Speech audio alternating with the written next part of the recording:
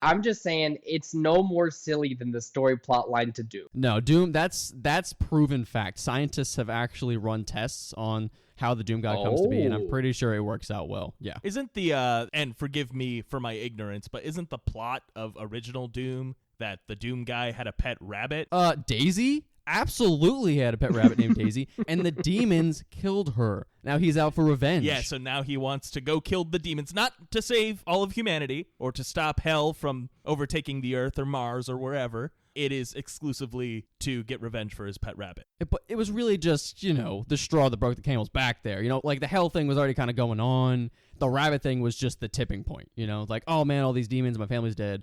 That's really sad. My rabbit died. Oh shit. And then he goes ham. You see, that really seems like a fantastic backstory for like a D&D barbarian. Oh, like his character's entire family died. They were fine. They lost everything. The whole world went to shit. But then their rabbit died. I could be a Doom guy. That's it. Now I'm gonna play a barbarian at some point. I've said I want to do it in a campaign. It'd be fun. I want to hit things, right? I might just have to play a Doom-inspired barbarian. I'm okay with that. I'm okay with everybody at the table knowing it's Doom-inspired. I think that would be awesome. I think it'd be super fun. I think it'd be cool. Get the artificer to make you a chainsaw weapon, and you can get a meat hook. Barbarians don't use ranged weapons, but we could find some way to get you like a cool melee firearm situation. Maybe it's like a dual wield thing. Like maybe in one hand I have like an axe of some sort. In my right hand I have this it's almost like a whip, like a modified whip that I can whip people with and pull myself in. Oh, that would be kind of cool. That would be sick. And honestly, I can't imagine a better character for the race to be GIF in this case. Yes. I really want Hippo Doom guy. Oh my god, this is a great Doom idea. Guy, that's actually a great character. I could modify Gordo to be some sort of bloodlusty ooze. I'm okay with that. I could figure it out. I'll have to think about the backstory a little bit. The ooze guy. The ooze guy. I'll have him make all of his own stuff. So he'll make it and he'll just call it the Praetor armor, but it's just off the top of his head, It wasn't stolen from anything. He just happened to call it that. Yeah, Armorer Artificer would honestly work pretty well for the Doom guy. I mean, I know Doom guy is all jacked and roided up, but just give him some powerful armor and now he's punching people. Oh, but then I can't be a barbarian because then I don't get that the unarmored movement and stuff. Yeah, that's true. But then you also have your ranged weapon built in, which it's like the little lightning launcher, and you could flavor that as a plasma rifle or anything. Ooze rifle. Yeah. Everything I have is gonna be ooze. Ooze rifle, ooze armor, ooze everything, ooze companions, all of this stuff. Everything I have to have is ooze. Okay, we can make that a reality, I'm sure. I don't know, but you keep saying ooze so much that all I think about is the Ninja Turtles. Oh yeah. I was watching one of those Ninja Turtle shows the other day. There was this kid over my house, and so he was harassing us. They're like, "Here, watch TMNT." There was this kid over at my house. Just this random kid. Well, no, he was in the street touching some old guy, and he said, "Give me your arm." I said, "Well, just come inside instead. This is way safer." And so he sat on my couch just watching TMNT, and he was just chilling. And I walk over to him, and I'm like, how is it? What's your favorite turtle, right? Because I have to know what his favorite turtle is. And if he says, Raphael or Mikey, he's wrong. Because those are the least cool ones, right? And then I got into it, and I sat down on the couch with him, and I started watching it. This is the first time I think that I fully agree with you on something, Drew, because Raphael and Mikey are the two worst ones. Donatello and Leonardo are absolutely where it's at. And if you're a Raphael or Mikey fan, you're just you're a sheep. It's weird because Leonardo's definitely the paladin of the group, and Donatello's the artificer, and I love both of those classes. But you both are wrong. Mikey's the best. Oh my god! As a child, of course, I always gravitated towards Raphael because he was the edgy one. No, see, because Raphael is like the fake Shadow the Hedgehog, but then you get Donatello. Donatello is definitely the best. No one can fight with me on that. He's the best one. He's the smartest. He probably fights and hits the hardest. I don't know. He only needs a stick. The other guys have blades. Oh, okay. I can't. Michelangelo has. You're right. Michelangelo has nunchucks. But he's got pizza. He's just. Yeah. He's just wild. He's just a little crazy. He's a loose cannon. I'm not really into that loose cannon stuff. Donatello, he's tactful. And also in the most recent Ninja Turtles comic series that got released, The Last Ronin, which I don't know if you guys know this, but Ninja Turtles. They're really edgy in their comic series, super edgy. As in, this is a series where Donatello is the only living Ninja Turtle. Yep. Yeah, I've heard of that. And doesn't he take like the weapons from the others too? And so now he's using like all of them. He switches between the weapons based on what he needs. And he's the only living Ninja Turtle, and he just travels around and kills things. They all died? Yeah, they all died. They all got killed. In this Ninja Turtles timeline, please. But yes, I'll grant you that. Last Ronin Donatello, I'm sure, is the best Ninja Turtle. Yeah. But otherwise, I mean, it's Michelangelo. No.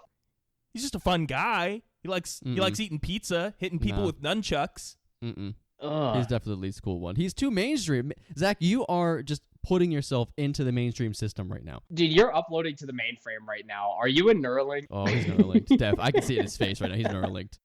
Does not He's- compute. Cannot fabricate. Lie. Oh! You guys can't see it right now, but Zach's actually attacking me relentlessly. Yep. And now Drew's uploaded too. So I think that's probably how we'll do the rest of this episode, and then we'll work out how we take over the planet from there. Well, with that, welcome to this episode of Table Talk Friday. My name is Seth Pittman. I'm joined by my two best friends, Zachary Carvon and Andrew Mana. How are you boys doing today? You know, Seth, I'm living my life to the full. It's a little rainy, so I got a little moist coming in, kind of like Ganondorf after he died in the last game. But I'm feeling good. I'm living my life to the fullest, and I'm ready to talk about some cool stuff in our next upcoming topic. Yeah, I'm doing great as well. It is a cold and rainy day, so I'm happy to be inside, and that Drew has come to my apartment for us to record. I think that's the ideal situation for me here. But it's just we got some nice vibes going on. You know, it's all cozy indoors. So happy to be recording this episode to talk about 8th level spells. Are we just doing 8th, or are we doing 8th and 9th? I didn't catch that drift. You know, that's a good question, Seth. So I think in the past, welcome back to Frequently Cast Spells, my favorite segment on the show. In the past, doing Frequently Cast Spells, we always say we're going to do 5th and 6th. We're going to get through 6th and 7th today, and it always ends up being two separate episodes. So we're going to say we're going to do 8th and 9th level spells today, and we'll see how far we get. But 8th level spells are probably the most underwhelming in terms of usability for high level casters. So maybe we'll run out of steam early, but I do have a couple spells that I've found fairly interesting that I do want to delve into here. So we'll see how long we go. There is a couple. I just don't know what happened when they started making these 8th level spells, and we're like, yeah, we're just gonna make them, less interesting than 7th level spells, but like some of them are kind of strong, but not really, and they have all this extra text that makes them weird. I'm not sure what happened or who dropped the ball doing this. But 8th level spells are definitely my least favorite spells in the entirety of D&D. I'm looking right now, and they're not good. I'm reading through, like, especially the ones that the wizard gets, and it's like most of them could be used by like an NPC to cast something really cool, right? But like for a player, there's nothing other than dominate monster that's really going to change the tides of a battle. You know, I'll agree to disagree. So let's go ahead and get right into it. I think there's one 8th level spell that no one will disagree is a fantastic spell, and is definitely deserving of its 8th level bar to entry, and that is glibness. You boys, I'm sure you know what glibness does. I've talked about it in the past. We've never seen it in play at our table, but that's just because we never have a high-level bard or warlock able to cast it. But what glibness does is it's a 8th level transmutation spell. You can only cast it on yourself. It lasts for 1 hour, no concentration required. Until the spell ends, when you make a charisma check, you can replace the number you roll with a 15. Additionally, no matter what you say, magic that would determine if you're telling the truth indicates that you are being truthful. So essentially, this is the spell that you cast, and you can just take over the kingdom. There is no possible way you can fail a charisma check. Now, of course, you are still bound to like the laws of reality. So things that you can't possibly get away with on a charisma check, you won't be able to do. But you are the most convincing person, and even a zone of truth that would determine you're lying are unable to see through the power of glibness. I think this is an awesome roleplay spell, and it's definitely it's great on players, of course, if you can snag it, but I'm imagining this is also fantastic just from like a flavor perspective to see how the bard, the evil bard, has taken over the kingdom. Like, okay, he's just some guy. It makes me think of Hugh Grant's character from the D&D movie. I know he was supposed to be a rogue, but like this is just some sly motherfucker who talked his way up to the top. And with glibness, you could easily see how that could come to pass and why everyone seems so stupid because he's so blatantly lying. But there's just something about that charm that got through. I like the charm that it brings. My issue is that all of these spells, including glibness, all these 8th level spells, they come across as, like, interesting, but I would rather have them as a magic item or some sort of curse or something that happened, right? So I love the idea of this evil bard taking over the kingdom because he's so charismatic, but I think it's so much more fun that he's just charismatic, making like he did this on his own without spending an 8th level spell slot to do this for an hour, by the way. You know? Or think about this in context as far as, like, magic items go. He doesn't have to be an incredibly, like, powerful guy. He could be like slowly weaning down like a potion of glibness, right? Like, so where he's been using this over time to get all the way to the top, now he's running out of his resources, he's panicking. Oh my god, how am I going to stay on top of the world when I can't blatantly lie anymore? Like, he's running out of his magic. I like that kind of plot line even more. That is pretty cool. But again, it's the item. It's when you take an 8th level spell and you create some sort of magic item, artifact, or situation with it, right? That would be so much more fun than the spell glibness. I suppose that's fair, but I just can't think of a more fitting high-level spell for a bard to have, you know? Like, this is the quintessential bard spell, in my opinion. That's true, but what is a bard rolling at that level? When you could take this, you have to be, 15th, 16th level? Maybe, I believe it's 15th. We'll go with 15th. So at 15th, as a bard, you have a, +5 to your proficiency at that point, right? So then you have expertise on it because you're a bard, right? So you're getting a +10 before your charisma bonus. So yes, you can have you get a 30. You get a 30 every time you make a charisma check. That's correct. Do you need a 30 every time you make a charisma check? No, and but I want it. Depending on who you're talking to, you might need that 30.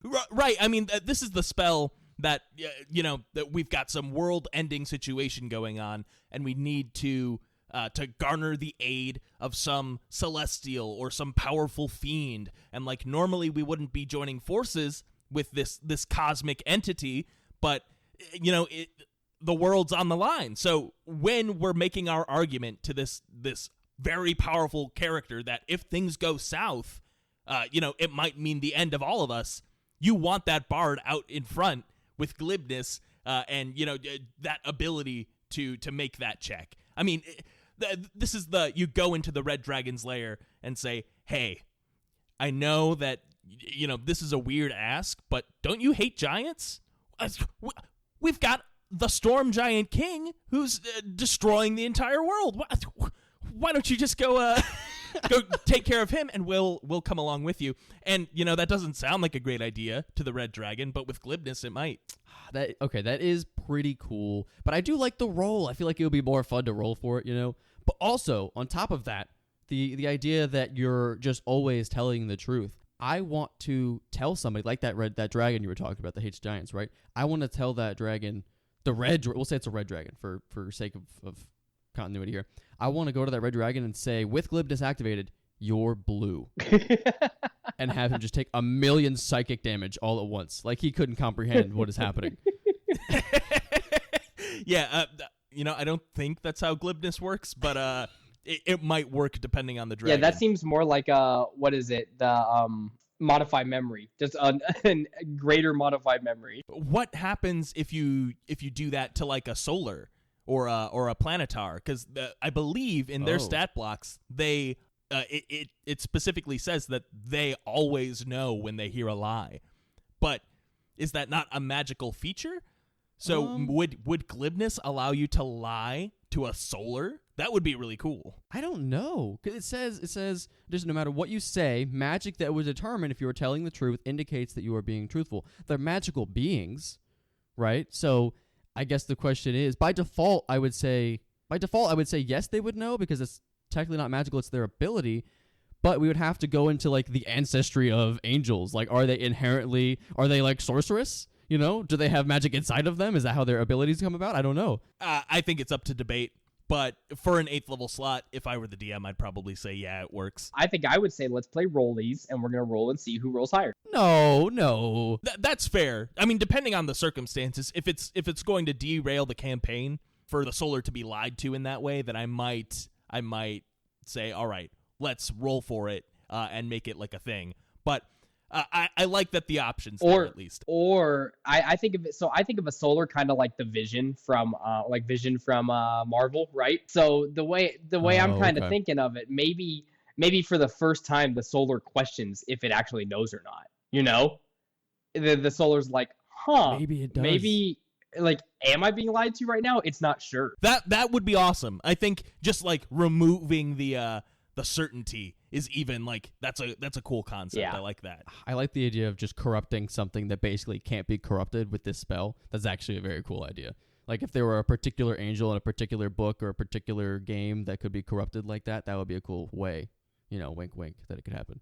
Yeah, I mean honestly, that's a good backstory for like a fallen angel villain. Is they're following this powerful warlock or bard or whomever who cast glibness because they're just so convincing. I feel like it's a solid pick, to be honest. Now I think you have kind of persuaded me. This could be you've fun convinced to me use that this in-game. is the quintessential spell, and I would like to use it on my next bard. I won't. I can't say this for certain because I don't have it in front of me, but I'm wondering if this is on the arcane spell list for 1D&D, and will wizards and sorcerers also be able to cast this in the new player's handbook? Because honestly, I think my biggest issue with glibness is it's not going to be used by all spellcasters. It's just bards and warlocks currently. So now let's go ahead and talk about the most powerful, coolest 8th level spell that I've used, only because it was in the book for a campaign I was running. Let's talk about Feeble Mind a little bit, because Feeble Mind. I love Feeble Mind. Feeble Mind is a very, very fun spell, especially to use on your players. As I'm not going to spoil anything about Descent into Avernus, but Feeble Mind is used pretty. It's used frequently in the campaign, and it's certainly featured. It's certainly featured in the campaign, and we've seen it more than once. Now, Feeble Mind by itself is not a damaging spell. The target takes 46 psychic damage and must make an intelligence saving throw. But on a failed save, if they fail that intelligence saving throw, their intelligence and charisma scores become 1. The creature can't cast spells, activate magic items, understand language, or communicate in any intelligible way. The creature can, however, identify its friends, follow them, and even protect them. At the end of every 30 days, the creature can repeat its saving throw. 30 days. If it succeeds on the saving throw, the spell ends. The spell can also be ended by Greater Restoration, Heal, or Wish. So, Feeble Mind's a very fun spell, especially for RP sake, where your character gets feeble-minded by whether it's a great wizard, by touching a substance they maybe shouldn't have touched, by and any means that they get feeble-minded. It could absolutely, 1, derail their character because they're not able to speak or talk or anything like that, and 2, makes it so they have to play the game in a completely different way until Greater Restoration, Heal, or Wish is found. So just, if you're at that point where you can have Greater Restoration, Feeble Mind is one of those spells you need to watch out for. Again, I love this spell now, just like Libidus. I love this spell, right? I think it's very cool. It is on par with the rest of the 8th level spells. I still feel like it's cooler as a magic item.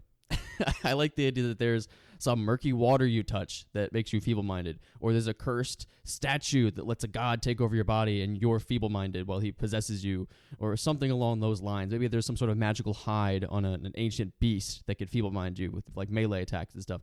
I love that. I still think it's a very cool spell. I think it's great for wizards to have, sorcerers to have, that kind of thing. Great big villains and mages. But I still like it more as an item. I know it sounds odd, but a lot of these 8 spells, I just think they're cooler as items. I think a character getting like captured and feeble-minded, though, is a really cool idea. Like, say the Great Wizard captures your friend, feeble-minds them, and then the next time you see them, they're just acting as this kind servant to this guy because they got feeble-minded. Right, I see where you're coming from, Drew, because you don't want to see these kinds of things thrown around at lower levels against your players. But I'll say, this is high-level play, and so there are, ultimately, this spell does just come down to an intelligence saving throw, which can be foiled fairly easily. That's true. So I think it makes sense for, a high-level wizard to be able to cast this. And, reasonably, you only get one 8th level slot, so it's a one-shot try to make this happen. And if it fails, all right, well, we got to use our 9th level slot just to try again with no added effect. I feel like Feeble Mind is appropriately powerful for 8th level. I mean, honestly, reducing all of your intelligence and charisma to 1 takes a character out of commission in a lot of ways. So I see no reason that this wouldn't honestly even be 9th level. So I think that this is appropriately powered for 8th level, absolutely. Do you think it's because you said it could be a 9th level spell, and with the last little bit of subtext on the spell is it lasts for like 30 days before you get to make your next save? Do we feel like it's definitely supposed to be a 9th level spell? I mean, that's because it can get cured by 8th level greater spells should be. restoration. But how many people have greater restoration? How many people have the resources that do that? Any cleric, paladin, anyone who has greater restoration or has the ability to have greater restoration should be able to cast it. You're right, but that's a 5th level spell? So what level do you have to be, like 10, 12? Sure, and to cast Feeble Mind, you have to be 15th. So, I mean, to your point, we may have run into a scenario where we were much lower level and we ran into this and were unable to disperse it in a quick enough fashion. But for the levels that this is really intended for, it's a great way to take a creature like the enemy sorcerer, take them out of commission instantly. Now they can't do anything. But if you give them enough time, a greater restoration or wish or whatever, heal is the other one that it states. It can deal with it because obviously this is a debilitating spell, and 30 days is ridiculous to just ask to wait that out. It is. Yeah. It is juicy. It absolutely is juicy. I will say, do you guys think it's much greater effect against melee fighters? I mean, it's less effect against melee fighters. It knocks out like a wizard. It knocks the sorcerer out. It knocks anybody out who needs charisma or intelligence. So it knocks them out completely. It's way less effect against a melee fighter because they can still identify friends and foes. Right. I'll say it's easier to get this to take effect on a melee fighter, of course, because they're the ones who are going to be failing intelligence saves. The only reason why I would say, you have to exercise caution when casting this against a wizard is obviously they have the best intelligence saving throws.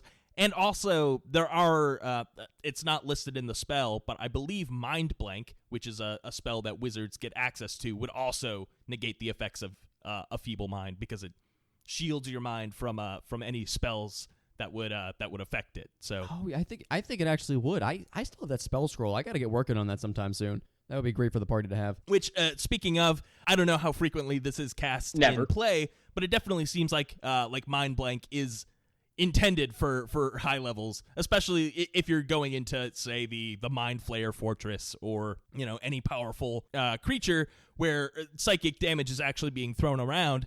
Mind Blank is awesome. Essentially, it lasts for 24 hours, no concentration required. It's a touch spell, so the wizard can give it out to whomever they'd like. And until the spell ends, one willing creature you touch is immune to psychic damage and any effect that would sense its emotions or read its thoughts. Divination spells and the charm condition are affected as well. The spell even foils wish spells, and spells or effects of similar power used to affect the target's mind or gain information about the target. I kind of like that because it's sort of on the same par as Glibness, where when you cast Glibness, you are the top of the food chain on charisma. You have maxed out your charisma. You are set to go. There's nothing anyone can do against your charismatic powers, right? With Mind Blank, I feel like it completely protects your mind for all sorts. It destroys divination and even high level spells like Wish. So I think it's sort of on par with just reaching the top of something. And I kind of like that for 8th level spells. If at 8th level, you should be doing something strong enough to where you dominate everything of a certain group, right? You should be able to be immune to a certain type of damage or something with 8th level spell. You should be able to block out that divination magic. You should be able to, I don't know, just be able to defeat a single enemy, just no hands needed, right? Let's just say dragons. Maybe you're super effective against dragons now because you've cast this 8th level spell, Dragon Slayer or something. That's kind of where I see 8th level spells should be. So I do kind of like it. I agree. Mind Blank is pretty solid along the lines with glibness. Now, you mentioned a word there in your entire description. You said the word dominate. And dominate monster happens to be one of my favorite 8th level spells, only because it lets you just completely, we're talking a lot about like minds taking over right now, like losing that charisma, losing that intelligence. But how about just being completely taken over by a creature of some sort? Now we ran into a lich at one point in our campaign who dominated one of our players and forced them to come, speak to them. And this is just one of many, many, many different ways that I would love to see the tides of a battle turning. Say, like, you're fighting against a dragon and a giant who have teamed up for some purpose, and you dominate Monster the Dragon to now fight against the giant. That's like a cool scenario that I could see everybody coming through. And Dominate Monster is just one of those spells that completely changes the game for like the 1 hour that you have use of it. Now it is concentration, so unless you're modifying the spell to where you don't need to maintain concentration down it anymore, it is going to take up that slot for you for a while. But Dominate Monster is an amazing spell. Yeah, I don't think anyone will disagree. And I guess the only point of criticism that I could see leveraged at Dominate Monster is a very similar spell, Dominate Person, is a 5th level spell, and that only applies to humanoids. So the only thing that you're really gaining from Dominate Monster is the ability to affect any creature.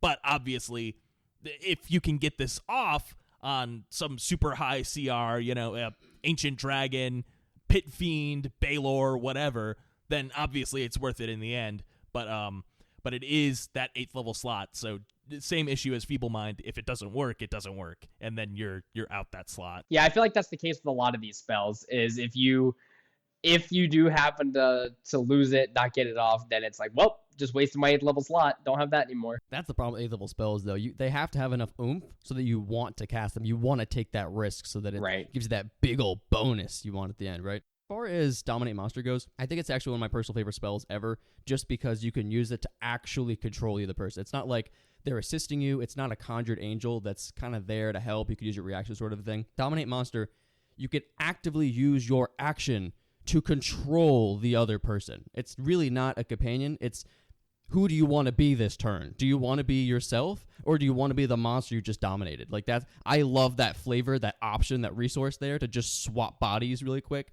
or have your hands on an entirely new ability set as you use this person. I think that's sick. Well, yeah, I guess the other side of that is what evil shenanigans can you get up to with that? I imagine an evil enchanter wizard would definitely use Dominate Person, Dominate Monster to, just do some abhorrent, breaking up true love is my is my fairy tale thought of how this would be used. I mean, obviously, you go to one of the PCs and say, all right, I have dominated your character, and now I'm going to make you, use a sending spell. And go tell your lover in the other town that it's over. Blah, blah, blah, blah, blah. That's terrible. And then I'm going to kill you. Oh, my God. Okay, so this is like a torturous spell at this point. This is cruel. Yeah, I mean, so it's truly abhorrent, the kind of shit that you can get up to with Dominate spells. So awesome for the party to make the Balor get a taste of its own medicine, but also devastating for any player to deal with. This kind of shit. See, after you said that, I myself am a Harry Potter fan, like many other people are, and it makes me think of the spell Crucio, which is one of the 3, 4, Unforgivable 5, curses. I don't know how many there are, but there's a couple of them. One of the unforgivable curses. Crucio is like the red one, and it makes you just in unsolvable pain, like just agonizing pain. You're on the ground. You're like seizing up almost. It's terrible to I think you see it a couple times in like the movies and whatnot if you've seen them. That's kind of what it makes me think of, just with the amount of power you have to control that other person and what they can actually do. Yeah, that is entirely fair, but I feel like power word pain is definitely like the 1-to-1 version of that. No, you're right. You're right. But at the same time, though, there's no explicit wording in Power Word Pain that you gain any control over them. I mean, obviously you can convince them to do what you want to make it stop, but Power Word Pain is definitely underrated, by the way. No one ever uses that, which I know it's a high-level spell, but yeah. I'd like to see more people use it. Yeah, I mean, really just put the modifier Power Word in front of the spell's name, and I'll want to use it. Do we need more power words? Is that what we need, Zach? Are we saying we need more power word spells in D&D? Power Word Clean, 2nd level spell. I like that there's scalable power words, or maybe all 8th level spells are just power words. You know, things that just go off at that point. I kind of like that too. Well, I think the idea is that like for their verbal component, they use these words, right? Is that not what it is? Yeah, I mean it's similar to like a true name. It's you speak this word of power, which is spoken in some arcane tongue. Only the most powerful wizards are able to discover the word and then also speak it correctly to get the effect to go off. But there are certain words that just activate truths about magic, and so at a certain level of power, you say Avada Kedavra, you're dead. You said it, Zach. That's unforgivable. Yeah, I mean, Avada Kedavra so is literally just power word kill. I think we need more power word, definitely, for sure. When I think of power words, I definitely think of kind of what you guys are talking about, the one way that you could say a particular word, like maybe it's a study. It makes me think of shouting from Skyrim. Exactly. Or like a brown note, like you just say something at a certain tone and it makes someone shit themselves. I would love like a power word harm or something like that like just does some psychic damage or some necrotic damage. Power word, I'm trying to think of some other stuff. I mean, power word heal, that would be a cool word for a spell. I don't know. Oh yeah, there isn't a power word heal, is there? Power Word Push could be Power nice, word push. where it just automatically it pushes them 50 feet away from you. Power word force. Yeah, I like that. That would be cool. Ooh, yeah, we need more power words for sure. I agree. This is something we need in the game. Power word crush. It just crushes something down into like little bitty pieces. Ooh. Power Word Disintegrate. It's the disintegrate spell, but you put Power Word in front of it. Power word fireball. just a better spell. I like power word. I don't even know what the word would be. Maybe power word max or something like that. And it's basically just Dynamaxing from Pokemon, where it's enlarge reduce on steroids. You just become like gargantuan. I'm sorry. Power Word Big. Power word big. I cast power word big. I think that will be a fun spell. I don't know if it's 8th level worth of being gigantic. That just reminds me of the alien from Ben 10, Way Big.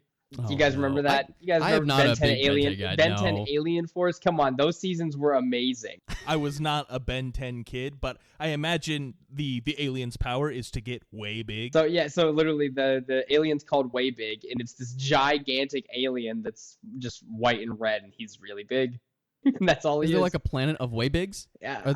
Are they like all gigantic? I'm gonna assume so because all the aliens are real races in Ben 10. So yeah, probably. Oh dang. Okay. So when Ben 10, now we're getting into it. When Ben 10 turns into an alien, he's like summoning. Is he summoning like an actual alien to go and fight for him, or is he like transforming his body into an alien? So no. He is transforming into like the trapped version of that alien race. So like a member of that alien race was basically stored genetically into his Omnitrix. That's what it's called, right? Yeah, into the Omnitrix.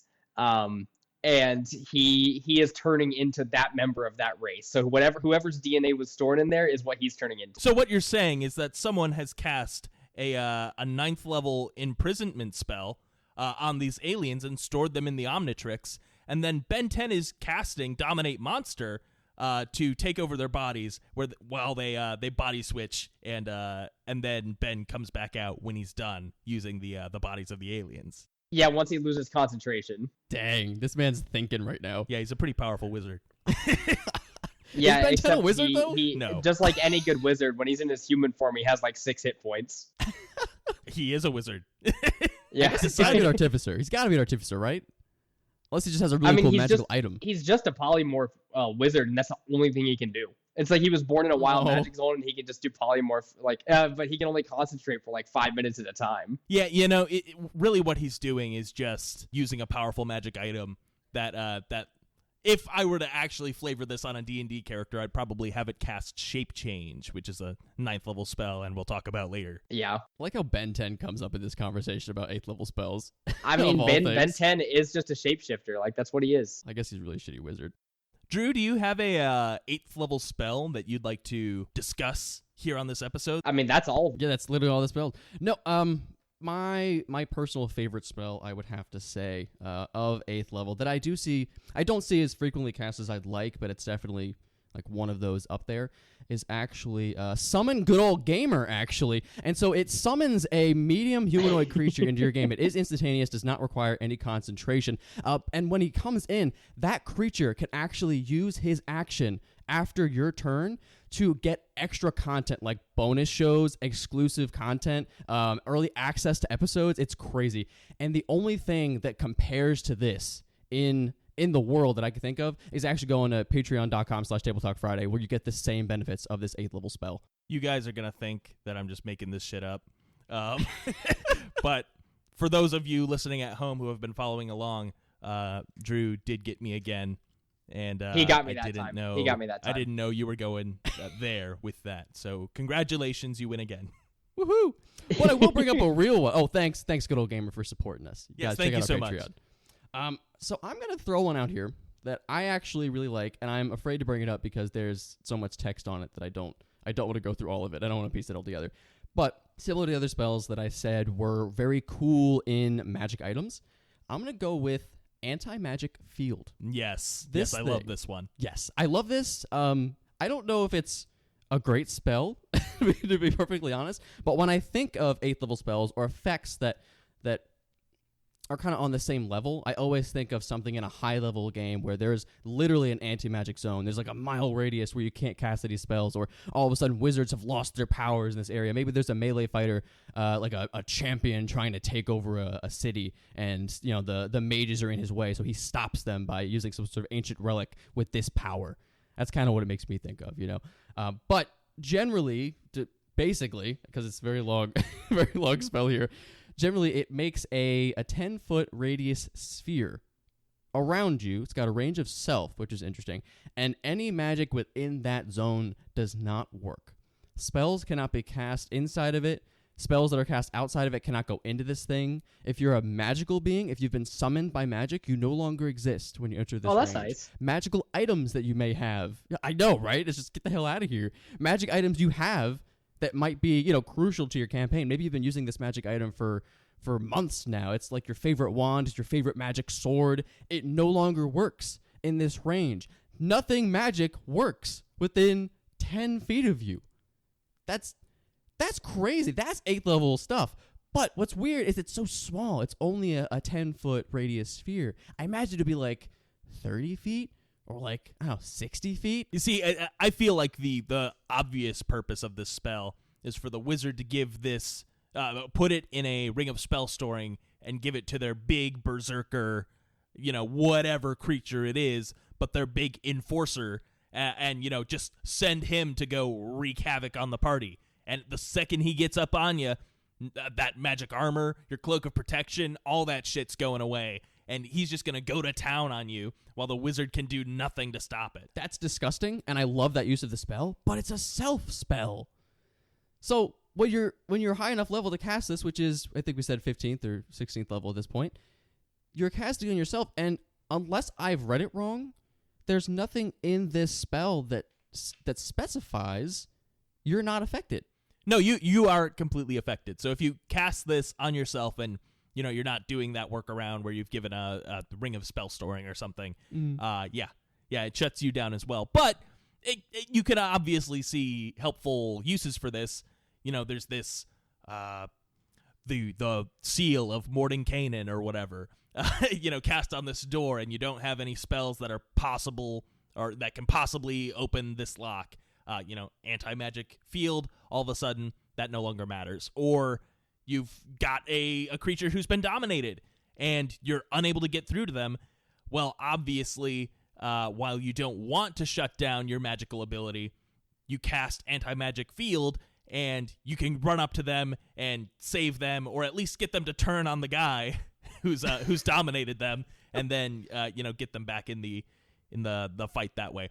I will mention though, this spell does not dispel magical effects within. It only suppresses them. So if you do use this to save that dominated creature, they have to stay within 10 feet of you, or otherwise the spell affecting them will take effect again. So that's the shitty part about anti-magic field, but there's just an incredible wealth of interesting situations that you can imagine coming up with this. I mean, it's this suppression field where, you know, the wizard casts Cloud Kill, and you cast anti-magic field around your allies so that there's this nice little spot where there's no poison gas, or meteor swarm. The meteor comes down into the anti-magic field and is no more. Drew, I would like to bring up a situation to you. Send it my way. So in Mass Effect 2. Okay. whenever you have to have a biotic character, we had Jack at the end of the game. I'm not spoiling anything here really, but you're in an area where you're being constantly attacked by creatures, and you have to have a biotic character like put up a force field to protect you and your squad so you can walk to like the boss battle. That's kind of what I'm imagining here, like an anti-magic field as you're walking through this magical effect that you have to like save yourself from. That's actually like, I don't think of that when I think of the spell, but I see exactly how you're drawing that connection. I think it's kind of the vibe you get is you're putting up this dome. You're like the what's that? What is it? What's the girl from the Incredibles where she has like force fields? It's kind of what it is. Violet. Yeah, it's kind of like a little force field you put up that just blocks all of that incoming damage as far as magical, which is weird because you needed a biotic character to do it, and biotic characters are, like less magical, I would imagine, because they're biotic. Yeah, so that's kind of what I was imagining what Zach was explaining there, and I was like, man, that would be a really cool scenario. Like everybody has to stay in this 10-foot radius. If you go out, you start to get like damaged over time or something like that. Yeah, that's awesome. And on top of that, I think the anti-magic effect in wide ranges, like this room is just an anti-magic room. I think that's where I find it more useful, just because I've used it in dungeons in the past where like, yeah, you just don't have magic here. Yeah, I definitely see more value in that, but now that you say that, Seth, it does make me wonder, like, if you go to the elemental plane of fire and cast anti-magic field, I mean, all the fire there it's like real fire, but it's also like a magical plane. So are you unaffected by the fire in that radius? Well, no, any creature summoned there is dispelled, so you go back to your plane. Oh, I guess that could possibly happen. But you could use this to siege the mage school, or the evil wizard's lair. I just think that all of their their apprentices are shooting fire bolts and fireballs at you, and you're just walking through unfazed right up to the archmage. On another plane, like the plane of fire, you are the magic because you're normal as fuck. Like, you cast anti-magic field on the plane of fire, you're the anomaly. Get the fuck out of here.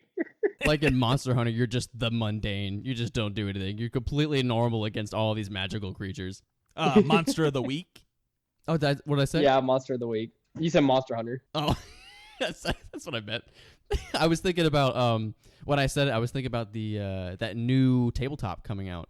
The horror one by Critical Role. I don't remember what they call it. It was like Obscura Candela. Candela Obscura. Yeah, it's literally like Blades in the Dark, but with their own flavor. But they use the Illuminated World system to build it, which was already established, I believe. So it's just very similar to that system, just using the D6. It's very cool. I appreciate a game that's simple like that and more focused on roleplay. But it's like they said, they were like, yeah, this is more focused for like, either one shots or like 3 to 4 session campaigns that are like horror vibes. I did watch the explanation though, and it does seem cool. And we'll definitely, always appreciate new tabletop games to get more people interested. If a D20 system seems intimidating, I think Candela Obscura, though maybe less mainstream than D&D, definitely does seem to be more appealing both to veteran tabletop players who have experience, but also newcomers. It seems like a system that would be easy to teach to my girlfriend or anyone else. Yeah, I would love to learn I want to learn a system that's very like I don't know. I like those Victorian like mystery vibes, and it's definitely not more focused around combat. It's like, oh yeah, what can I do with this? So I definitely like to try some different theme stuff like that, and I want to teach some games to the people on base here, so that way I can play tabletop games again. Since we're in a drought of tabletop games. We need more tabletop games. No, I'm saying we're in a drought, as in like we never get to play. Oh yeah. So we're not playing this weekend. We did play last week. We've been missing like every other week. I feel like at this point. And Yeah. if we play. I don't think we played last week, did we? No, it's been 2 weeks. We played 2 weeks ago. Mm-hmm. I thought we played. Oh my gosh. We gotta. You know what? Let's play. We need to play on this podcast. Maybe we should finish up that one-off we were doing. I do not have the next session of that prepared right now. Oh no. Mostly I need to because play I something, don't though. have my book, which is what I was running it out of. Yeah, maybe we'll get back to. We've started Dragon Heist so many times that I would like to finish that someday. And I don't know when we'll have the time for this, but Wild Beyond the Witchlight just has me all excited. We already made characters. We had our whole thing going. Yeah, Wild Beyond the Witchlight is a very cool campaign. And I don't know, ever since before I left for basic, I've been wanting to just play something sci-fi, and like I still want to do it. Like I still want to play something sci-fi or Spelljammer. Like but we can't play Spelljammer until we finish our current campaign. We have to finish the campaign. Well, I don't see that. I don't even want to finish the campaign because I feel so behind now. Like I feel disconnected. So I need us to have an extended version of the campaign. We have to have a whole other arc now just to get back into it. Well, we are in the Minoros arc right now. We have a lot to do there. Give us more stuff to do, Seth. Now, we need more side quests so just to feel it. I know we're supposed to be talking about 8th level spells, but I feel like we've covered a lot of the mainstream ones. What I would like to say is, bringing Zelda into the conversation. The Underdark area in Zelda feels very much like how I imagine Minoros to be in our current freaking campaign. I was playing through it and I was like, oh man, this is just like being in like my version of Minoros that I had imagined.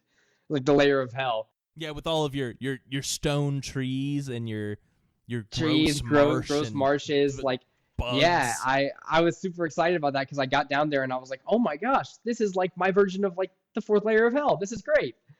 So I might be using some of that stuff that happened in Zelda down there to inspire me. Go for it. That's really the DM secret that I keep near and dear to my heart is the best material that you could possibly find for DMing is shit that you steal from someone else. I mean, some of my best sessions have come from just whatever video game I'm playing at the time.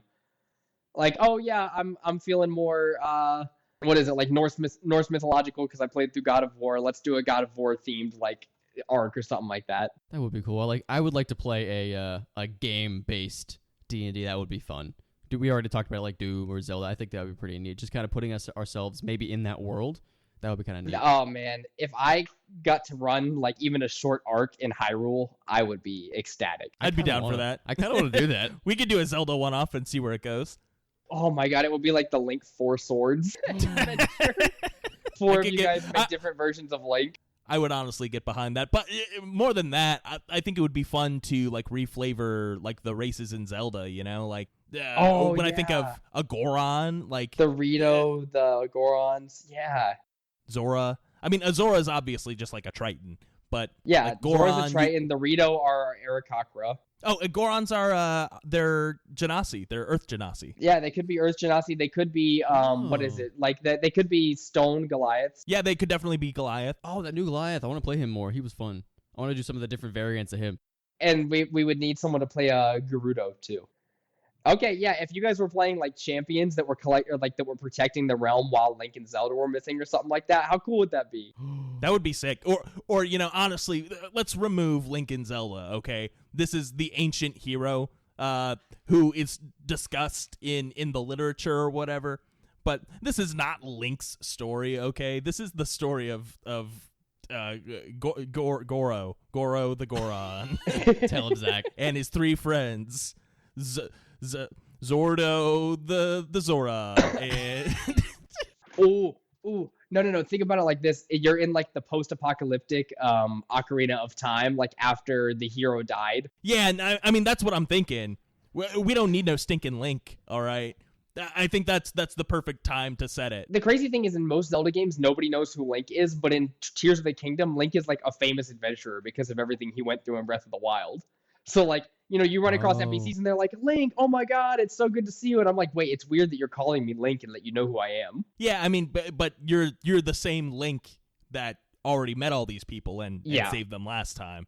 So Yeah. It makes sense because it's a sequel, but you're right. Usually it's like, a new descendant of Link 200 years in the future. No one knows who he is, whatever. Yeah, okay. So I'm in for this this Zelda one-off though. I'm Zelda one-off or 2 or 3 off because I probably need like 2 or 3 sessions to tell a good Zelda story. I'd be into it. See, I know we just shout on Link and like we're into our own thing, but I kind of want to be like Link's fan club, and we go out like to try to solve just like this tiny little thing that he doesn't have time for. Like, oh, maybe Link will notice us if we do this. Let's go do this mission. No, that's what I'm saying. You guys are the Triforce heroes. Oh. That would also absolutely be fun. Don't get me wrong. And I think it would be even more hilarious to be like Link 4 Swords, and we're all Link, and we're just like slightly different versions of Link. Like, ooh, I'm Moody Link. Maybe that's this year's Christmas one-off. Maybe I have you guys jump through different game universe. You get stuck in a console that Santa gave to somebody, and you go through all these different game universes. You have to find your way to find Link to help you get out, and you have to go into like a Doom universe. Then you get to like a first-person shooter, and it becomes different. And you get different mechanics. Christmas one-off 3. Ralph breaks the internet.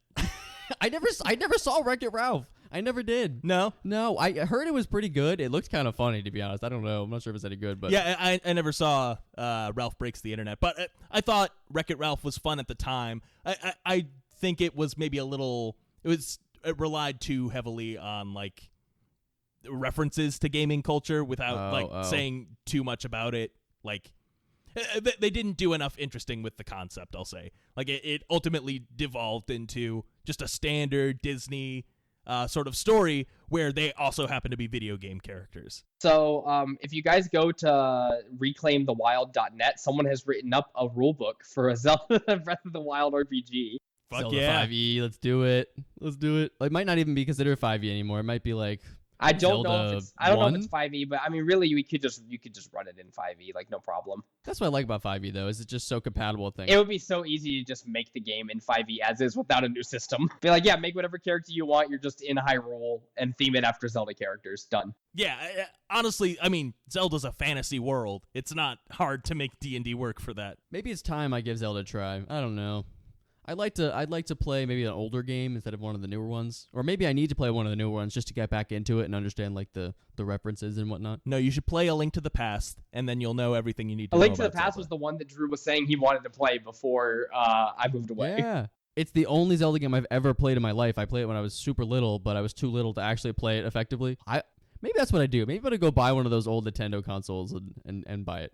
I don't know what I need. You could absolutely make it happen, but it would probably be cheaper at this stage to just get a Switch and pay for Switch Online. Or can I play Link to the Past on the Switch? Or we can make it happen legally another way. Yeah, right. A very legal other way that we can discuss offline. Nintendo, okay. Do not listen to this episode, Nintendo. You're not welcome.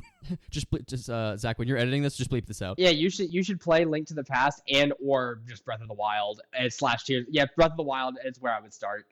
That or Link to the Past are like, okay, these are the two that change the game. But I feel like if I play Breath of the Wild, from what I've heard about it, it sounds like a great game, and I know it changed the industry and all that, but it sounded very like grindy, like collecting all the things you had to get and whatnot. I really just want to experience a Zelda story. So I don't really want to do the whole yeah, grind you know thing. how when I played Elden Ring, I just kind of sat around and explored forever.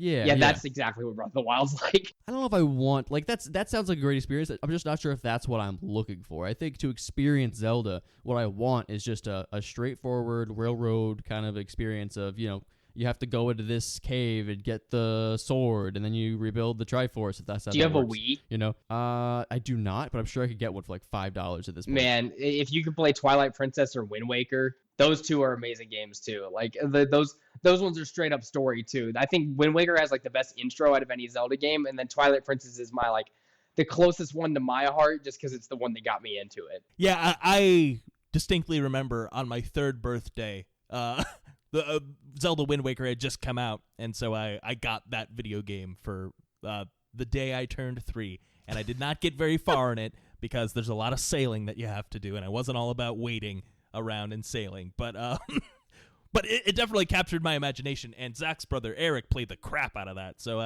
I'm intimately familiar with everything that happens in Wind Waker. And honestly, Twilight Princess was the same situation when that came out. I was like, this is awesome, but there's just too much running around on your horse across this large world for me to get into it. No, really the thing about Twilight Princess, not to make this the Zelda podcast, which it already is at this point, is you turn into a wolf in that game. And I just wasn't I wasn't about the furry lifestyle at 7 years old. I however loved old I was. Wolf Link as a kid. Every chance that I got to change into Wolf Link, I was like, hell yes, I'm edgy as fuck. So why are we Wolf Link? I don't know. Why is Link turning into a wolf? Here's Is he a the werewolf? premise of Twilight Princess. So basically, in this one, there's like a normal world, like a normal Hyrule, and there's like an upside down. So like a bad world called like the Twilight Realm. When Link goes into the Twilight Realm, it's really the Shadowfell. Yeah, and when Link goes into the Shadowfell or the Twilight Realm, most people when they go there, they just become like souls or spirits. They're not able to like actually access it. Link, because he has the Triforce of courage, is able to be protected. It doesn't change into like a soul when he's there. Instead, he changes into a wolf, and it's so cool. Oh, that's so weird. Now, the Twilight thing, I remember when I said, I played Link to the Past briefly. My dad had beat it. My dad, Eric, to make sure he's anonymous there. Good. Wouldn't want anyone to know about your dad, Eric. No, wouldn't want him to know. My dad, Eric, had played this game and beat it as a kid. And so there was my save file, which I could never get past like anything. I had like 4 hearts maybe or something. And then his save file where he was all decked out, he'd beat the game and all that kind of stuff. And there was a mirror item that you could activate, and it would bring you to this dark world. Is that the Twilight world? Yeah? No, but it's very similar. Well, I don't know in the lore if they've like made that official, but it's a common theme in Zelda that there's a light world and a dark world. And so in Twilight Princess, they call it the Twilight Realm, but it's very much like the same vibe where the dark world is like the light world, except it's overrun with monsters and that sort of thing. And they sort of like bring it up in different ways in different games. Like in Ocarina of Time, there's like 2 different worlds that you can go through, but it's not the light world and the dark world. It's just the present and the future happens to be the dark world. Yeah, and then what is it? When you get to Majora's Mask, you don't. It doesn't take place in Hyrule. It takes place in Lorule. You go. No, please, it's Termina. Low Rule is Never from mind, A I'm Link stupid. Between Low Worlds. Rule is from Link Between Worlds. Yeah, Termina was the inside one. It's like a world inside the world. Yeah. There's a whole theme in Zelda that's like 2 sides. The world has like 2 different sides of the same coin or whatever. But it's all just the material plane in the Shadowfell when you get down to it, or maybe the Feywild. Termina's probably the Feywild, in my opinion. I don't want to play that game. I'm not going to Feywild. Screw that. That place is terrible. You were talking earlier, Zach. You said something about I don't know if it was the Underdark or whatever it might have been. Or maybe it was Seth. You were talking about stone trees. I was thinking there's no good trees in D&D. If it's not a regular tree, it's a stone tree that's like rotting and it's part of a curse. There's iron trees that knights in hell want to put you on top of so that you're suffering. There's moving trees in the Feywild that want to crush you. We need to have a no nice good nature-based trees art. We have not. Yeah, honestly, we do. I do remember in one of Lanky Eric's campaigns, he did have a whole city that was like built inside of a tree. It was like a massive tree. Oh, that's cool. Yeah, that was awesome. But yeah, you're right. Usually in our campaigns, it's if we run into treants, they're mean for some reason. They're always mean. Well, except for the treants that were at that one tower that you guys visited, the nice ones. It's the one tower where back in Everland. Yeah. Moongleam Tower. Yeah. Oh, right. They do have treants helping out. Yeah, see, they're That's nice. true. There were also those flying cats. Were they flying cat? What are those? Yeah, cats the flying cat. Tressums. Tressums. I like tressums. Are there flying dogs too?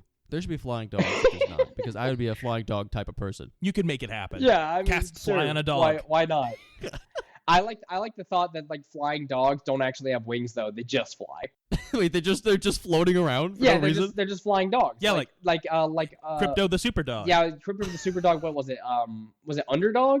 Underdog. Yep. Underdog. Yeah, like him. Oh, yeah, well, he had a. Well, no, was it the cape that made him fly, or was it he that was flying? I thought he had a magical Okay, cape. I don't know. I don't have the answer to that question. I don't know. He's an old cartoon character. In the post show, remind me to talk about what happened with my dog Eric yesterday, so people don't know what my dog is. My dog Eric did a terrible thing yesterday that I'll tell you guys about in some exclusive post show content. Yeah, we're running up on time, so just to wrap up the 8th level spells conversation, I did want to bring up one more spell, which I always look over every time I look through the 8th level spells, but I took a chance to actually read it, and it's fairly interesting. It's Abidalzim's Horrid Wilting. What? Yeah, every time I read this spell, just scanning over it, I thought it was Abidalzim's Horrid Writing, and I I just wrote it off as, oh yeah, it's some weird text thing, whatever. But no, it's Horrid Wilting, and essentially it's like an AoE blight. So you draw the moisture from every creature in a 30-foot cube centered on a point you choose within range. This is like the evil blood-bending, water-bending sort of shenanigans where you just suck all the moisture out of all the living creatures you can. So each creature in a 30-foot cube must make a Constitution saving throw. Constructs and undead aren't affected, and plants and water elementals make this saving throw with disadvantage. A creature takes 12d8 necrotic damage, which is the same as an 8th level blight, on a failed save, and has as much on a successful one. Non-magical plants in that area that aren't creatures, such as trees and shrubs, wither and die instantly. So this is just an area of effect, blight, all the water's gone. Oh. And you just shrivel everyone up into Ganondorf, and then you throw them underground, and then Link's arm gets weird later. That's like actually a good spell. Last one I'll say, just for honorable mention, just because I feel like it's kind of a frequent effect that you would see in games as far as like an evil lair or something. Control weather. I feel like this is a thing that happens. We have a storm sorcerer in our group who's changing the weather frequently. He changes the wind so that we can sail on boats, and he changes the rain and all that kind of stuff.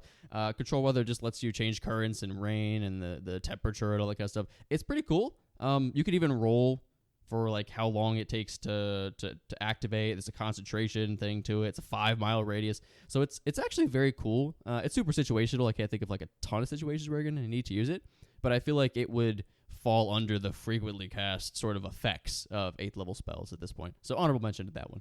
Yeah, and I will bring up Holy Aura as well, which is exclusive to clerics, which it's just a 30-foot radius around you, and all of your allies in that radius have advantage on all saving throws, and all attacks against them have disadvantage. Additionally, fiends and undead that hit an affected creature have the aura flash with a brilliant light, and then they must succeed on a con save or be blinded until the end of the spell. Very helpful. I wish we had a cleric who could cast this, because honestly, saving throws are what will doom us in the end, I have no doubt. So it's nice that there's a spell that actually does that. And then there is one more spell that I just want to talk about. I mean, we didn't even mention Power Word Stun when we were talking about Power Words before, but if the target has fewer than 150 hit points when you cast this, it is stunned. And then they must make a Constitution saving throw at the end of their turns, ending it on a success. But, it goes off no matter what, so that's awesome. But the one other spell that I did want to mention, in how shitty it is and how no one should ever cast this spell, is Maze. Do you guys know what Maze does? I've never heard of Maze. I've seen the words there, and every time I see it, I'm like, probably not good. Okay, so the 4th level spell, Banishment? Yeah. What if we took that spell and made it worse in every way? And then made it cost an 8th level slot. So what this does, it's concentration up to 10 minutes. So to be fair, it could last for 10 minutes. It will not last for 10 minutes. You banish a creature that you could see within range into a labyrinthine demiplane. The target remains there for the duration or until it escapes the maze. The target can use its action to attempt to escape. So again, this goes off instantly. You do banish them for your, on your turn, you banish them. But on their turn, they can use an action to escape. The target uses its action to attempt to escape. When it does so, it makes a DC 20 intelligence check. It does not go off of your spell save DC for whatever reason. The DC is always 20. If it succeeds, it escapes and the spell ends. A Minotaur or Goristro demon automatically succeeds, which, that's a nice flavor. But when the spell ends, the target reappears in the space it left. So again, for an 8th level slot, you do the same thing as Banishment. Now, I will grant you this. Up front, there is no save. So it does send them there for 1 turn. But they can use their action to escape, and so the only creatures that this is really going to be useful against are like really big dumb creatures. But unlike Banishment, if the spell ends without them escaping, then they just come back anyway, and they have infinite chances to escape on a DC 20 intelligence check, which Now, you cannot make any higher. If this was just I think if this was just like, hey, they go there, and until they get out of the maze, they're stuck there. That's a great 8th level I spell. think that would be awesome. Yeah. I think it'd be busted. That's an adventure in a spell. That's boring though. If you just send someone away, no save or anything, and they're gone for 10 minutes, it's like you get into a big boss fight, they cast maze, that's it. You for the rest of the session, you're not here. Well, not necessarily though, because it's like once they get out, they're good. Yeah, after 10 minutes. But yeah, but no, because if they escape, they get out. So if they get out in 12 seconds, they're out. Right. It just takes the time that it takes to escape the maze. But the thing that I don't like about it is it just takes an intelligence check. Like, there's nothing that states, like, the maze is populated with monsters or, like, there are any complications that they might run into in there. It's quite simply, yeah, it's a maze. And in 6 seconds, they'll be out. Now what I do like is take this spell, right? Make a 9th level version of it that is just like, greater maze. And you send someone Call it Labyrinth. Yeah, Labyrinth. Ooh. You send someone into the Labyrinth, and they quite literally go there and have to, like, get through complications and fight things until they get out. Like, it's like you're fighting against the boss, and instead you get sent into a second dungeon during the middle of the boss fight and have to come back and continue the fight. See, that's cool for like a villain to use. Call it like Arena or Coliseum, and you're literally just locked in combat while you're in this demi-plane with something. You maybe have to roll for what it would be, or it'd have to be a specific creature. Someone or something has to die for you to get out. So I could imagine this being like a really cool spell, but they just have to change every aspect of it. Yeah, exactly. If the spell automatically goes off, but then like maybe you have to make a perception check to like get like as you're being transported into the maze, you can get your bearings really quick, like as you're falling down into the spot, and you can see the exit, and then you just have to be able to like get to the end. Maybe that gives you advantage on your check, but it's got to be like it has to last for more than 1 round, no matter what. I feel like it should be, if you don't want to make it into a whole adventure and have them actually go through a maze, like make that happen in play, then make it 3 successful intelligence checks to get out. But if you fail 3 times, then it lasts the full duration. Something like that. I think that would be awesome, and it would make the spell actually useful. Currently, I can't imagine anyone casting this. In this space, it's like, all right, maybe the DM uses it in a creative way. That's about it. Right, and if you're the DM using it, make a bunch of shit up. Make the party actually go through the maze. Don't just have it end with a DC 20 intelligence check. Exactly. Another example of an 8th level spell that would be very cool as a magic item. Just saying. Magic item that takes you into a labyrinth. Yeah, 8th level. Just saying, 8th level cool. effects are all just really good for RP, for villains to use, and for the DM. And then players just use your 7th level spells at 8th level. Oh god, just upcast things at that point. Yeah, that's what I'm saying. The last thing I'm gonna say on Maze is, at the very least, just change the name of Maze, because the only reason you're calling it Maze is because apparently it's putting you in this labyrinth that they don't specify, and then it gives like Minotaurs the ability to get out instantly. So it's just, the name is based off the idea of its biggest weakness is that some people could just get out of it. So right, call it exactly. else. It's really like lesser banishment if you think about it. Yeah, it's no bueno. It's no bueno. All right, well, thank you for listening to Table Talk Friday. This has been Zachary Carbon, Andrew Romano, and Seth Pittman talking about your frequently cast 8th level spells. We said we might get to 9th level, and guess what we did? Not that. So, if you'd like even more of what we're up to, if you'd like to hear us talk more about Zelda, what's going on in our personal lives, and everything else, gaming, nerd, D&D, tabletop related, you can find us on patreon.com/tabletalkfriday, where you can get a bevy of just bonus content. Like you get the sweet post shows, you get to hear some of the episodes early, and plenty more. You can interact with us there as well. So go over to patreon.com/tabletalkfriday to see what we're up to. You can also find us on some social media channels that we're totally posting on all the time.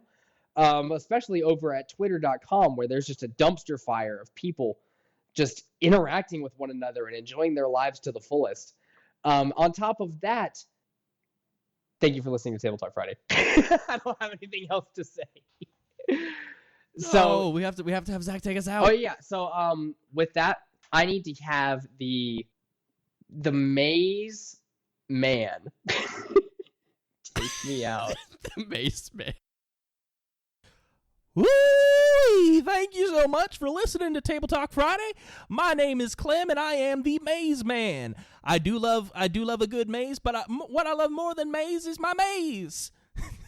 I love growing corn, and I love growing it in the shape of a labyrinth that you can't escape. My maze, that's what I call it. Again, my name is Clem, and I love Table Talk Friday, and I hope all of you get trapped in my maze. I mean, have a good night.